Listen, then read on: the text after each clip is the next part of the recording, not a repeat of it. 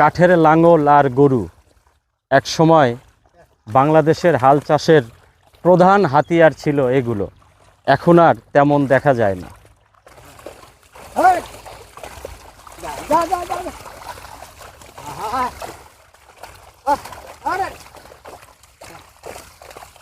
আচ্ছা, এই যে গরু দিয়ে এবং কাঠের লাঙ্গল দিয়ে চাষ দিচ্ছেন, এখন তো অনেক আধুনিক মেশিন আসছে, এটা কেন এখনো?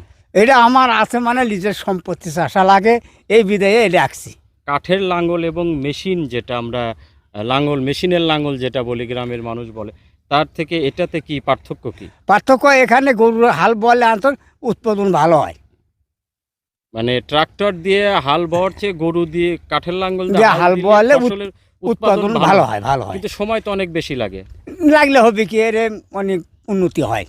গরুগুলো, এই যে প্রাণীগুলো, এদেরও তো কষ্ট হচ্ছে। না, কষ্ট হোক, কিন্তু তবু কিন্তু উন্নতির জন্য আমরা গরু নাঙ্গল টাঙ্গল রাখি। আচ্ছা, এটাই যদি ঠিক হতো তাহলে তো এই জিনিসগুলো আস্তে আস্তে বিলুপ্ত হয়ে যেত না। আগে তো সবাই গরু এবং কাঠের লাঙ্গল ব্যবহার করতো, কিন্তু এখন তো তেমন করে না, নাকি দেখলাম ব্যতিক্রম। হ্যাঁ, হঠাৎ মোটাৎ আছে এই, তাছাড়া কাঠের লাঙ্গল গরু নাই আর, বুঝলেন। আমারা না আছে নিজের জমি জমা চাষবাস করি বলে উন্নতি হয়, ফসল উৎপাদন হয় বলে গরু দিয়ে চাষবাস করি। মানে মেশিনের হাল আমার তৃপ্তি মেটে না, বা ফসল আমার উৎপাদন হয় না, এই বলে আমি গরু দিয়ে চাষবাস করে উৎপাদন ভালো করি।